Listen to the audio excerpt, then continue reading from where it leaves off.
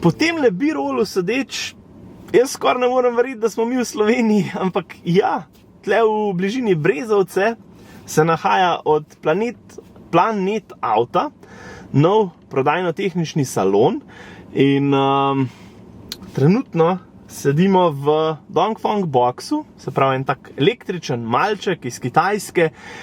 To pa zato, ker sva se s Primožem v zadnjem mesecu pogovarjala, pismo, a si ti opazil, koliko enih nepoznanih avtov se zdaj vozi pri nas na cesti. In sva rekla, Pišuka, mi moramo to malo raziskati.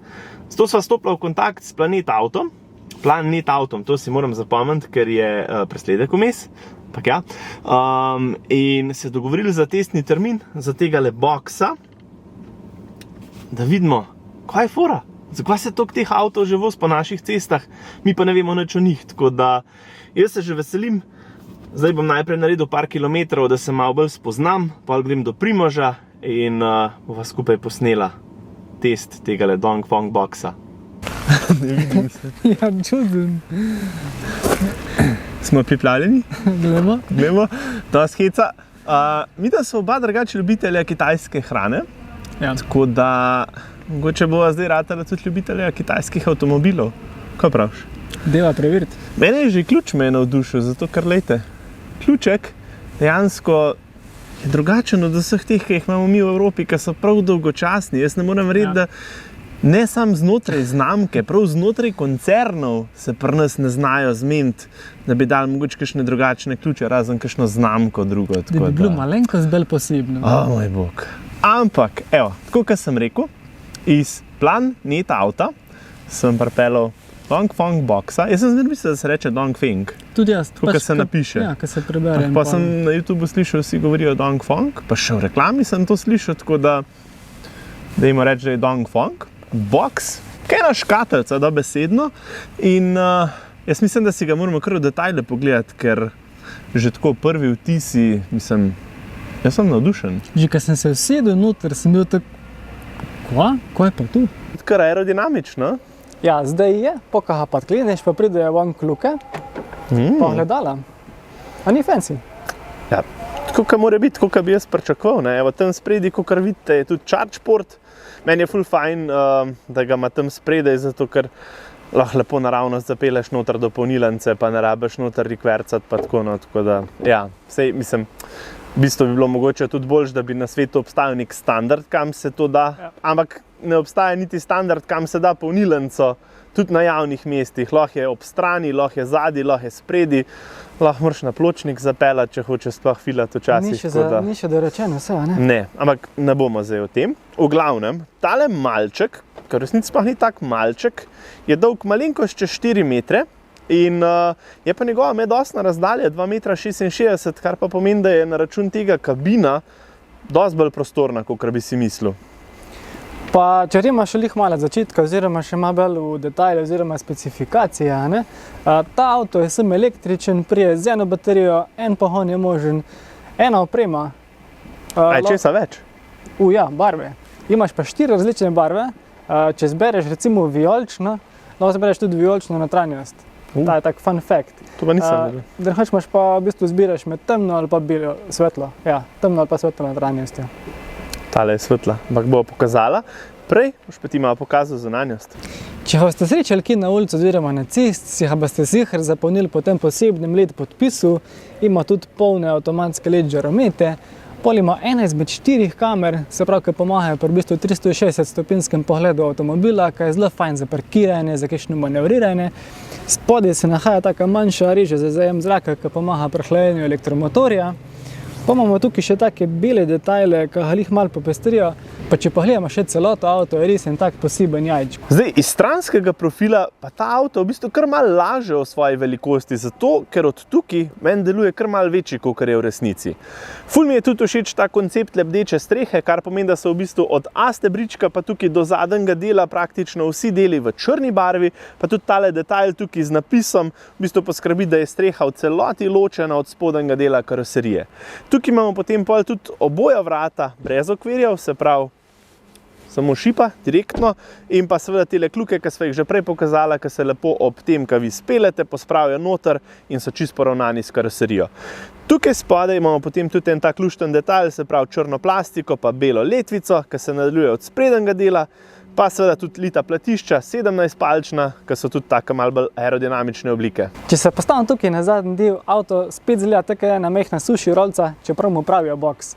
Na strehi ima črn hašar, ki je všeč mi, da se v bistvu tale barna kombinacija nadaljuje v bistvu po celem avtu, ima neko zgodbo. Če ste opazili, nima zadnjega brisalca. Tukaj na prtljažniku vidimo, da se v bistvu ta kombinacija črne in modre barve spet nadaljuje, ki lepo v bistvu zaključi tale zadek. Ima LED zadnje luči, 3 senzorje, kamero pa še tak črn difuzor. In še en hud detalj tile zadnje LED luči, črno ohišje, kar res lepo zaključi tale del avta. Pa gledamo zdaj še prtljažnik, ki ima v bistvu prostornino 326 litrov, kar se mogoče ne sliši lih nekaj veliko, ampak pa gledajte, ta jama, pač še zmeri zlija ful velika in še zmeri lahko zbašete kar precej narobe noter. Pa avto res poseben še iz enega razloga, ker ima par takih detajlov zunaj, pa tudi noter. Ker sem malo bral na internetu o tem avtu, je tam pisalo, da v bistvu je najbolj primeren za 2 odrasla pa 2 otroka. Pa se mi je zdelo malo čudno, dajmo zdaj tu preveriti. Wow, pa še zadnja vrata so brez okvirja. Tu je en tak detalj, ki jih imaš bolj par kupejih, se mi zdi. Ok, če je tu plac za 2 otroka, ne vem, ampak tukaj je full placa, tukaj se v bistvu kam odpiljata še 2 odrasla. 9 na stran, še ti. Z Andražem tukaj niso bila presenečena samo nad prostornostjo tega malčka, ampak tudi nad izbiro materialov.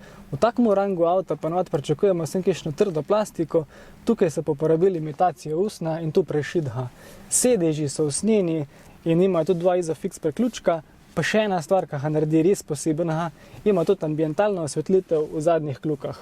Kuk noro. Itak tudi pri takem avtu niso pozabili na odlagalne površine, tukaj lahko zatakneš en tak pameten telefon, še nekaj prostora za kakšno plastenko, pa še tak fajn žep, ki imaš tukaj na hrbtišču sedeža.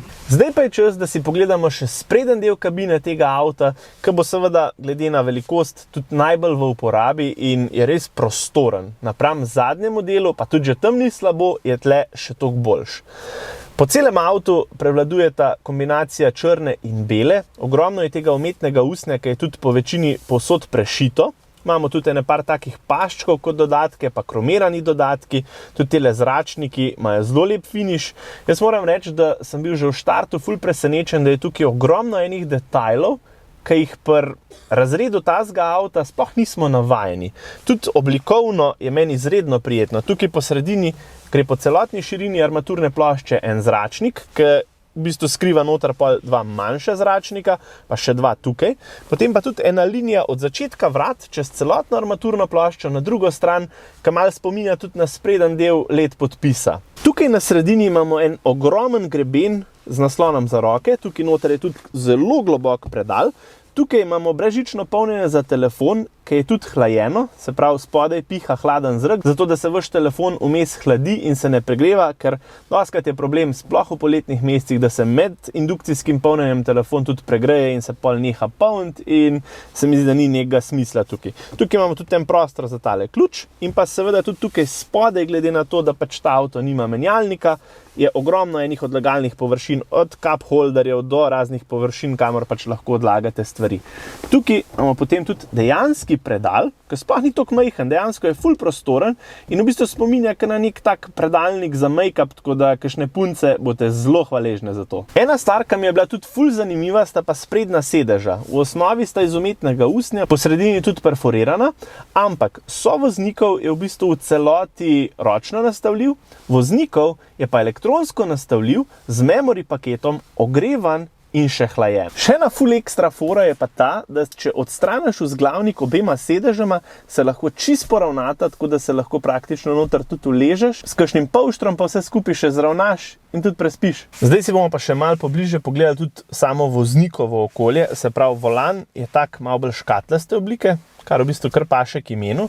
Gor ima ogromno enih tipk, na tej strani za upravljanje radarskega tempomata pa potovalnega računalnika, na tej strani pa za upravljanje tega zaslona oziroma glasba, na glas, potihem pa za telefon. In tudi tukaj na tem delu imamo v bistvu še en ekranček, ki služi kot potovalni računalnik, se pravi tukaj vam kaže, koliko kilometrov imate še dosega, osnovne informacije, hitrost, kakšne luči so prižgane, asistenčni sistemi in tako naprej. So pa dodali tudi dve analogni ročki, tale tukaj je v bistvu za upravljanje avta, se pravi namesto menjalnika, za naprej, nazaj pa park, na tej strani pa za brisavce in pa za žmigavce in pa za luči. Na sredini imamo pa malo manj kot 13-palčni zaslon, mislim, da je 12,8 in tukaj na sredini imamo prvo bližnjico za upravljanje klimatske naprave, dvoconska, tako da lahko prilagajate levo in desno, tukaj imate za ventilacijo in pa gretje sedeža, in pa potem seveda še te osnovne nastavitve klime. Tukaj imate potem tudi bližnjico za odroševanje sprednjega stekla, pa tudi tukaj lahko sam na hitrco v bistvu spreminjate temperaturo. Tale del mi je bil ful fascinanten, ker pač ni neko tisto tipično avtomobilsko ozadje, ampak imate tukaj enega mucka, ki ga lahko malo pobožate, pa se dvigne. Tukaj gor si lahko kakšna sporočilca puščate, če je več uporabnikov istega avta. Tale del tukaj, ki je tale analogen radio, v bistvu aktivira upravljanje radia. Imate tudi DAB, tako da praktično tukaj vse lovit, kolikor more. Tale del tukaj lahko pa tudi malo po svoje konfigurirate. Seveda je vse skupaj povezljivo tudi s telefonom, lahko ga povežete prek Bluetootha ali pa tudi prek screen mirroringa, tako da lahko praktično tudi preslikate svoj telefon. Tele na temle avtomobilčku imate pa tudi ogromno enih nastavitev. Tukaj imamo 3 vozne profile, Eco, Comfort, Sport. Lahko prilagajate tudi rekuperacijo. Tukaj imate za 4 memory sedeže, se pravi za 4 različne voznike lahko nastavite voznikov sedež, upravljanje luči, upravljanje oziroma tukaj lahko prilagajate polnjenje, se pravi charge limit lahko nastavite ali pa tudi sam urnik polnjenja. Tukaj imate potem razno razne nastavitve vozila, asistenčnih sistemov. Ta ima v bistvu kar že en kup stvari, od lane assista do radarskega tempomata. Tamle na levi strani je tudi ena kamerca, ki v bistvu spremlja vašo pozornost in vas opozarja, če pač predolg časa gledate drugam kot na cesto. Seveda ima tudi 360 parkirno kamero, pa tudi ob nižji hitrosti, se pravi pod 20 km/h, ob zavojih, takrat, ko prižgete smernik, se pokaže tudi stranski del kamere, tako da vas lahko reši kakšnega pločnika pa prehrani kakšno oškrbljeno feltno. Tukaj imate pa tudi razne stvari, ki so malo taki zanimivi featurji, se pravi avto lahko spusti zvok, ki se zaklene ali pa odklene in je v bistvu ful glasen, tako da jaz sem si to sklopil, sploh če ste kje, ne vem, pred kakšno trgovino, bo vsa pozornost prišla direkt do vas. Ena stvar, ki me je mogoče malo zmotila, tukaj imamo nastavitev svetlosti zaslona in moram reči, da po noč je tudi na najnižji svetlosti tale voznikov kar malo presvetil, tako da mogoče tle kakšen update bi znal rešiti še to zadevo. To je pa v bistvu to. Zelo simpel, zelo hitro sem se navadil na celotno zadevo, tako da moram reči, da tudi Kitajci kar razumejo, kaj v bistvu povprečen uporabnik rabi v takem avtu. Mislim, da je cajt, da se rima še lih malo zapeljati s tem avtočkom. Ena stvar, ki mi res všeč pri tem avtu, je tole, da nimaš v bistvu nobene tipke za zagon motorja, ampak daš sem noha na žlajf, daš v D in že šibaš.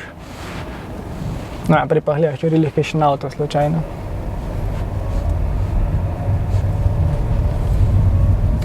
Prednost električnih avtov je tale, da v bistvu je instant toplo ali pa instant hladno, kar pomeni, da čez zima ali pa čez poletje je to res idealen sopotnik. Pohanja 70 kW motor, kar je v bistvu za tako velikost avta čist zadostna številka.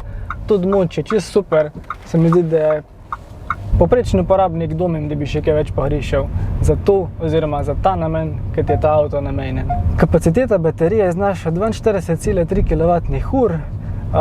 To omogoča recimo nek domet tam, bi rekel, okrog 200 km, po VLTP-ju oziroma po tistih standardnih testih pa to znaša, mislim, da je nekaj čez 300 km. Najna povprečna poraba, ki smo imeli zdaj v cajtu uporabe avta, je znašala pod 15 kWh na 100 km. Je pa res, da nismo šli nič na avtocesta, ampak vse realno ta avto tudi po mojem ne rabi videti nekaj zelo velike avtoceste. Mislim, da je idealen sopotnik za kakšna mestna središča ali pa za kakšne krajše skoke. Se mi zdi res super izbira. Ena stvar, ki se je moraš res navaditi, oziroma vsaj tisti, ki smo navajeni lih malo bolj športnih avtov, je tole, da ti v bistvu volan ne ponuja nekega feedbacka, ni nekih povratnih informacij. Ampak ok, za tak avto, ki je v bistvu res mestni malček, je res fajn, oziroma pričakuješ tudi, da fajn požira luknje, da je mehk, da je udoben. In pač ja, v ovinkih se nahiba, ampak to je to, kar rabiš od takega avta. S tem avtom ne boš šel neki dirkat, oziroma ne boš šel neke dinamične vožnje. Malček je za mestne središča, idealen je. Pa še ena stvar mi je res všeč pri tem avtu, je tale kamerca, oziroma 360-stopinjski pogled, ki ti v kakšnih križiščih ali pa na pločnikih res pride prav, da ga ne zahaziš, ali pa tudi, ko iz parkirišča greš ven, res vse vidiš.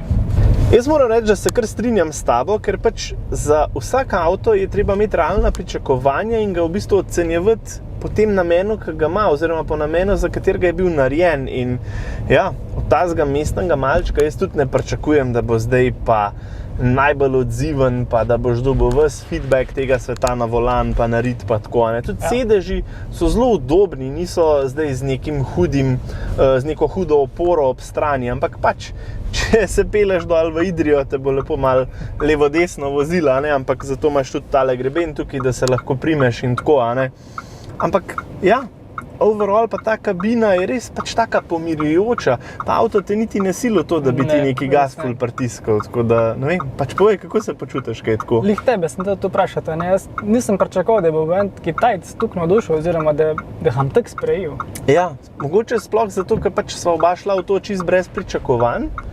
Imaš pa feeling, da pač voziš nek avto, ki ga že kar dolg časa poznaš, Zdaj, kar je pač drugačenega, so samo ti vizualni detajli, kakšne značke, pač ta infotainment je res nekaj posebenega, ampak vse ostalo pa... Ampak, a se strinjajo, da so pač konkretno napredni? Ja, digitalizacija, to je pri njih... Pa tudi omeniti morava kvaliteto same sestave notranjosti. Pač tle ni res, da je nov avto, ampak tle ni nobenega črička noter. Jaz pač znam primere drugih znamk, ki že pri novem je cela veselica, tako da jaz sem res navdušen, Pa še ena stvar, cena. Ja, cena, povej. Dej, ajde, dobro, ti zdaj živiš, kako je, Jaz živim, ne rabim ugibati. Dejte še vi malo ugibati, se bo itak povedala na koncu, ampak jaz sem bil res presenečen, ko sem to videl. Se pravi, subvencija je tale box lahko važi za 17.700 evrov. To je pa kar hudo, ja. Na firmo pa v bistvu še manj kot 14 ali nekaj tazga, To so pa že kar take zanimive številke, Ja, številke, o katerih je vredno razmisliti že, da bi vzeli kakšnega boxa mogoče.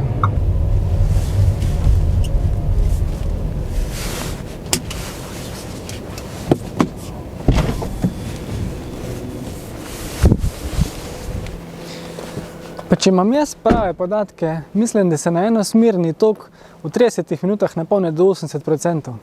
Na hitri polnilnici naj bi se pa v tistem optimalnem območju polnil do hitrosti 88 kW/h, ampak jaz mislim, da nasploh takle malček bo zelo poredko videl te javne hitre polnilnice, ker bo pač večinoma lepo po noč spal v garaži, priklopljen na šuko polnilnico ali pa na domačo polnilnico in je to čisto dovolj. Praktično v celi noči se bo napolnil do 100% in bo spet pripravljen naslednji dan za vožnjo. Ampak to elektrifikacijo smo že dostikrat obdelali, tako da verjetno do zdaj že vsi veste, kako to poteka. Zdaj imam pa zate vprašanje, kaj smo se naučili mi danes o tehle kitajskih malčkih oziroma nasploh? Kaj sva spoznala? Če smo se par let nazaj še smejali Kitajcem, se jim po mojem zdaj ne moramo več. Ne, jaz mislim, da sva bila oba res prijetno presenečena, tako da na tej točki Planet Auto hvala, da sva v bistvu lahko vstopila v ta svet še kitajske mobilnosti pri nas, ker pač tole samo po sebi zelo veliko obeta in tako, kot so sami mi rekli že v salonu, v prihodu je še toliko enih avtov, toliko enih modelov, ki jih mi še ne poznamo, da je nora. Pa že zdaj sem jih videl tam milijon, tako da jaz se res veselim. Dej naštej jih. Ne morem. Že tega sem se matral z izgovorjavo, tako da je bilo kar zabavno, ampak so pa res hudi. Edin enega vem, ker sva si ga oba zapomnila. Povej. M-Hero. M-Hero. Ogromen tovornjak tam, ki v bistvu tehta toliko, da ga praktično noben od naju ne more niti voziti. Ne še. Bomo videli, če bojo dvignili kakšno mejo. Drugače pa ja, mislim, mesten malček, ki je udoben, tih, priročen, poln neke tehnologije, ki zelo dobro dela. Ja, Pa jaz moram priznati, da 3 mesece nazaj tudi jaz nisem videl, da to obstaja. Ja, tako da, evo, če vas zanima še kakšen iz tele njihove flote, ostanite z nama, ker midva se že veseliva. Se vidimo v naslednjem.